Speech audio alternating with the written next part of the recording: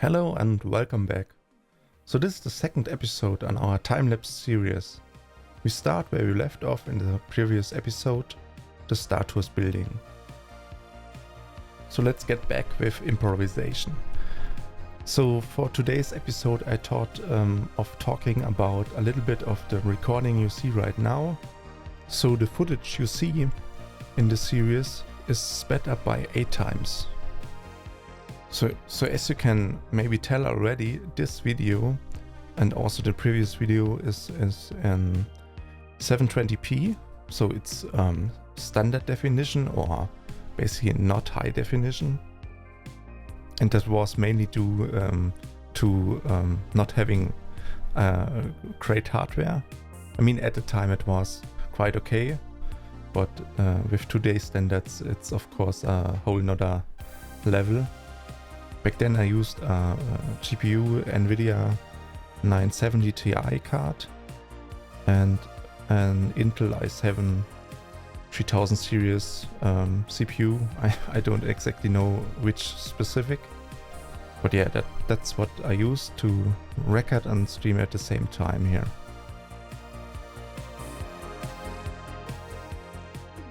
So as you can see, we doing basically the entrance to Star Tours, and you see a lot of angular pieces and shapes right now. I mean, the whole Tomorrowland is made out of those shaped corner pieces.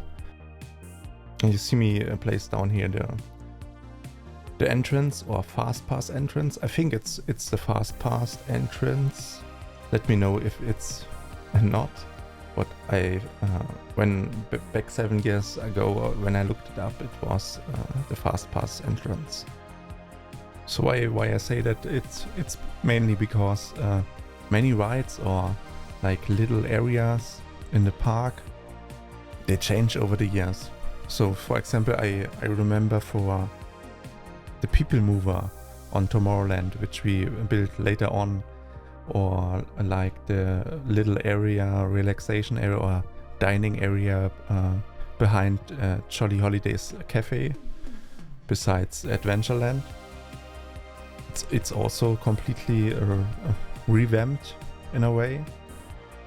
Yeah, also on Splash Mountain most recently there was also a rework. I think it's called something like Tiara's Beiju Adventure, I think. And I mean, I don't know, but for me Splash Mountain is Splash Mountain. I don't know why they want to change that. At least for me it makes absolutely no sense to change that. And I also would say, I mean, there are certain classics in the original Disneyland park that should stay original, and so in that matter I would just stay with Splash Mountain. But maybe you can tell me in the comments how they compare and which one is, in your opinion, the better one. But yeah, back to our little time-lapse series. As you see, we going back to the little pavilion I made last episode, and we use for the roof the small wooden bracket. And yeah, again, there are not that much pieces in the game that you could roofing like this, so we go for the extra mile here, I would say.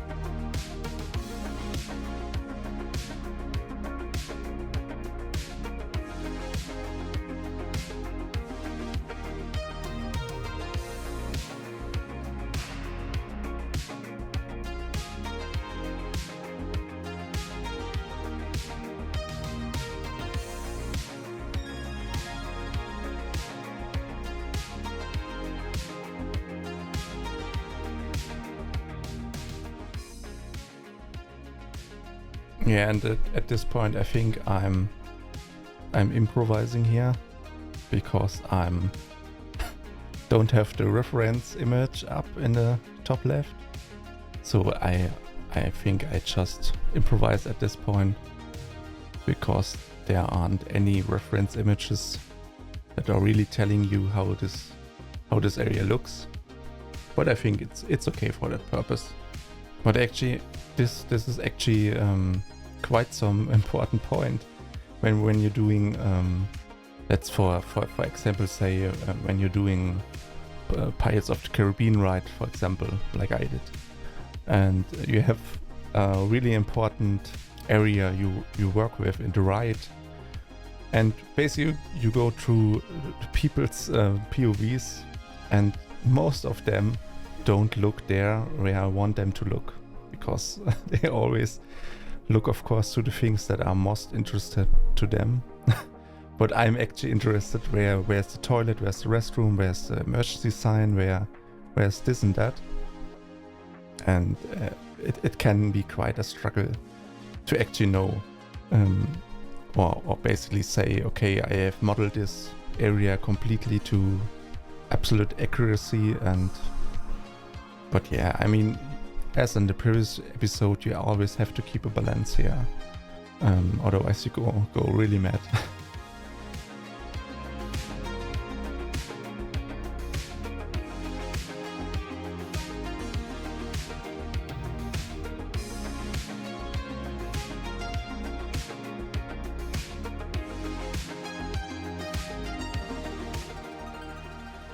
So let's switch back to what we see. We have the Astro Orbiter in the background, and sadly I don't have a recording of that, but I really think it looks great, and that's again only art pieces, or basically 95%.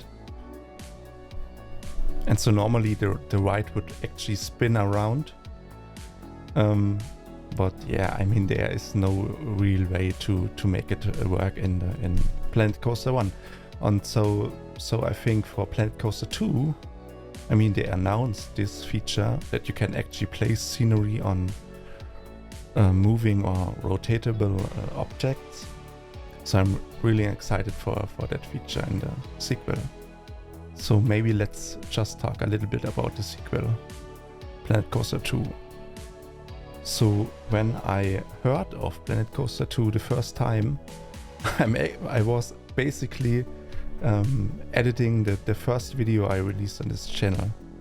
It's basically this short teaser about which gives you an overview about the park. And I suddenly saw on Twitch the stream of Frontier, and they basically just let for a whole day let some audio playing of a lift hill. And so yeah, that was pretty exciting. But also what you could see and what I saw until this point, I'm quite a little bit maybe not concerned, but in a way I want to tell you my ideas or thoughts about it. I feel like there's missing some features, and since the game or the sequel will be on the same game engine of them, it's called the Cobra engine, so I would assume that they would just allow all the pieces from the first game to re-import it into the second game. I mean, normally you would have, as a game developer, a folder with all the models, normally stored in FBX data format, and you would also have like textures for it, with a normal map, a roughness map, diffuse map.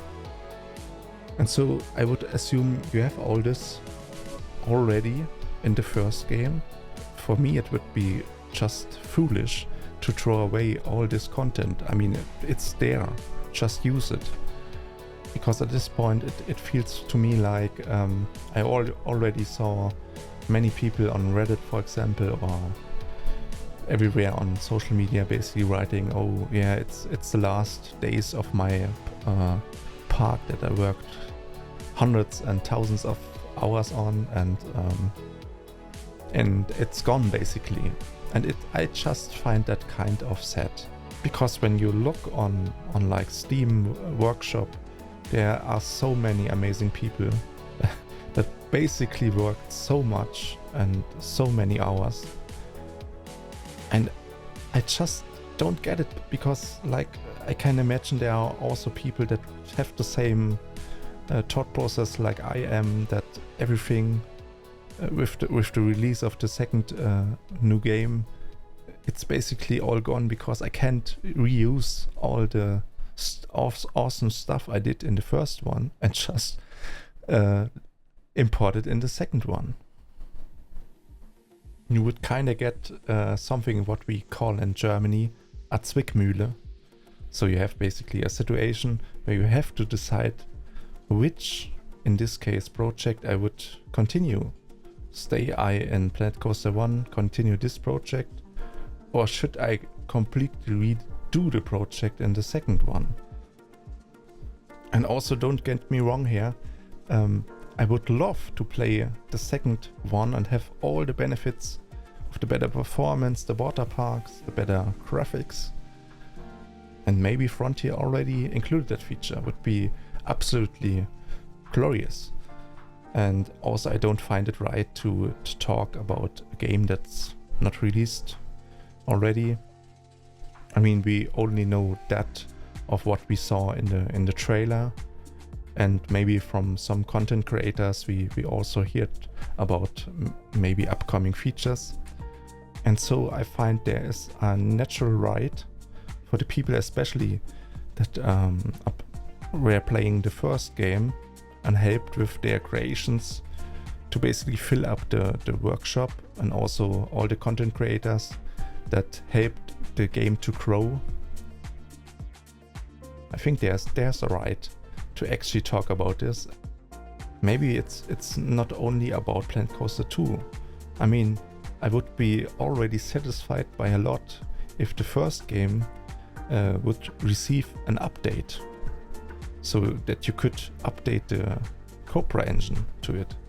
Maybe it's technical and very difficult to do, but on the other hand, if you don't give us the tools to reuse our assets, our creations from the first game, and I feel like this is maybe the biggest problem or issue, or how you would say it, because it forces you as a customer of this game into deciding which way you go.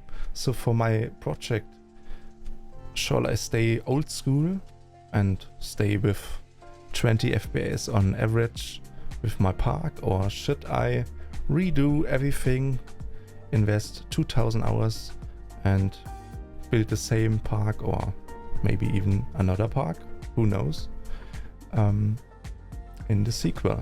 And I just don't think that that's a cool situation, because it just gives a bitter aftertaste, and it's not necessary for me. I think it would be easily fixable if they just import the models and you're good to go.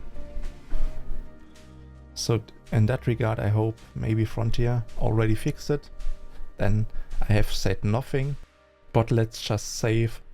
And also to end this topic, just let's hope that this game, Planet Coaster 2, will be a great success, and maybe we get our features that we want.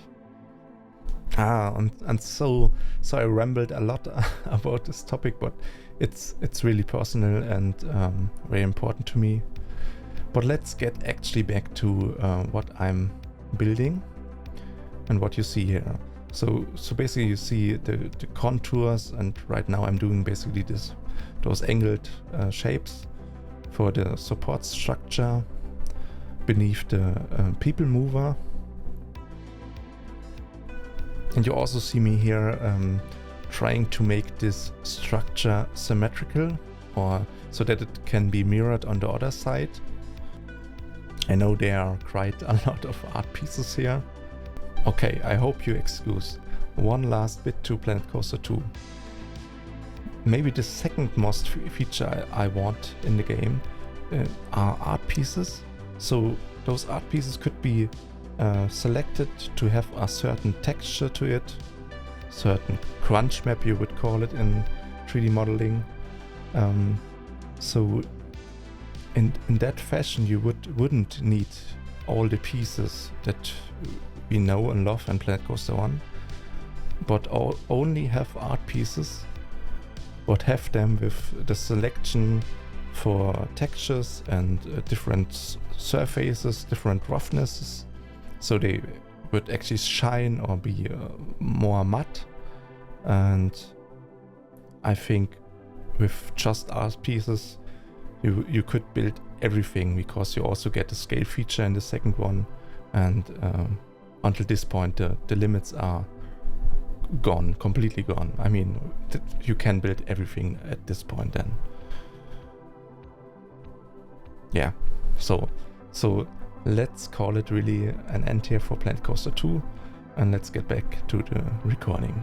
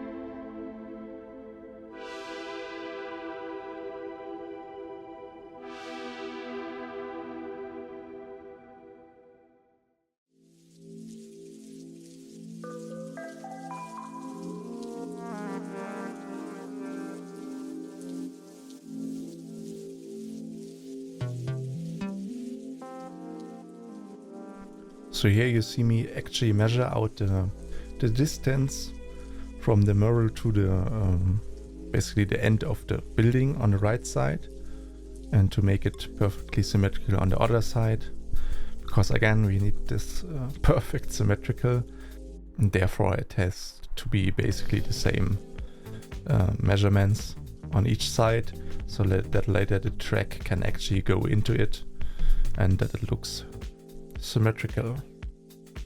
And sometimes you see so many rulers on the floor and you maybe ask yourself, why are there so many rulers on the floor? And back in the day I did the layouting. So layouting means basically to lay out where everything is. And so you lay out where Space Mountain is, you have distance between those buildings to basically judge how far something is apart from other things. And that's basically what I did. So I constantly looked up references and Google Maps and tried to compare the measurements and use those rulers basically as guides to lead me in the right spots where the things should go later on.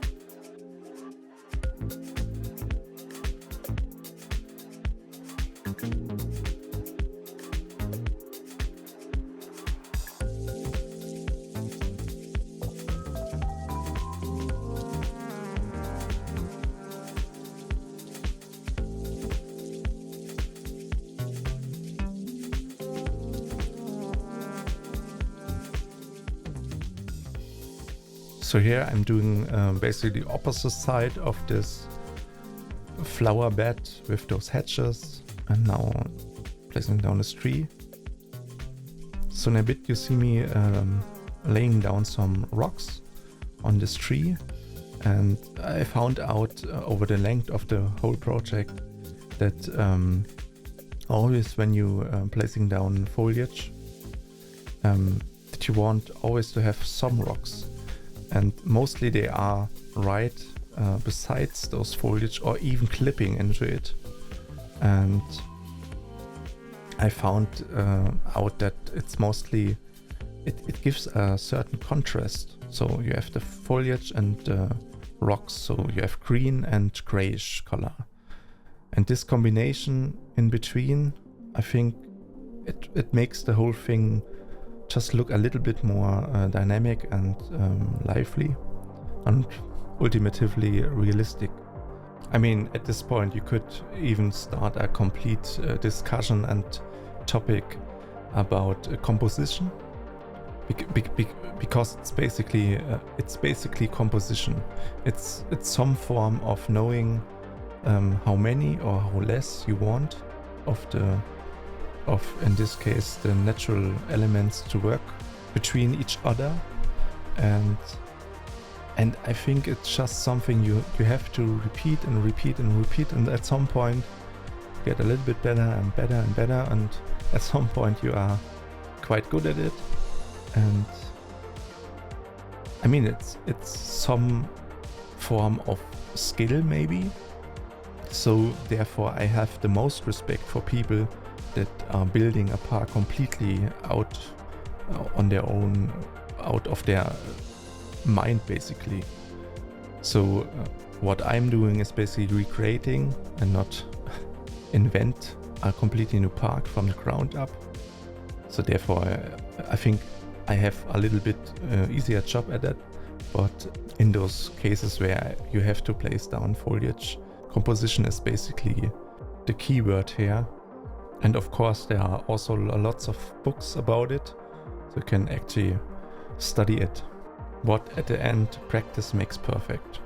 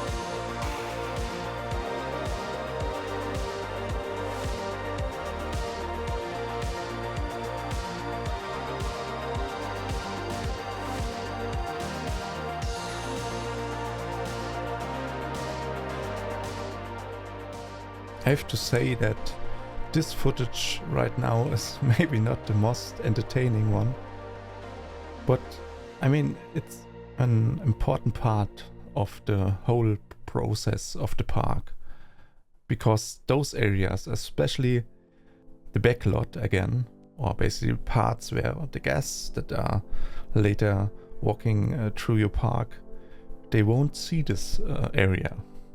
But of course we as the players of the game, we see that, and it makes of course the whole realism work.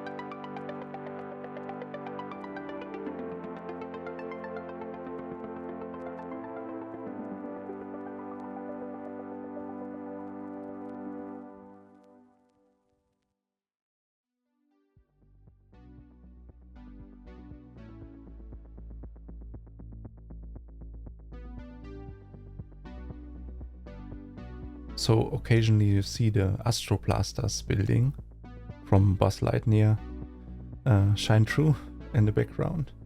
And that's actually the first building after the Astro Orbiter from Tomorrowland.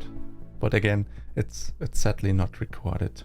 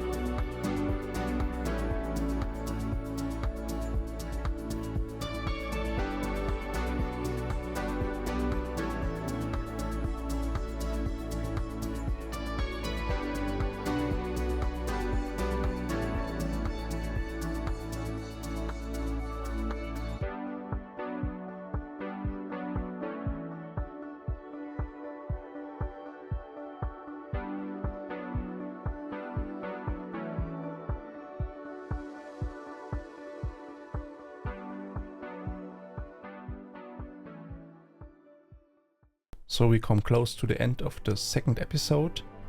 So here I'm just making the contours for the later track for the Peoplemover. And also I'm trying the first coaster, how it would fit on it. But that's for the next episode. So far I hope you enjoyed this episode. Subscribe, like, and most importantly, leave a comment. Maybe even to Planet Coaster 2. I would love to hear your opinions about it. Thanks for watching. I hope to see you in the next one. Bye.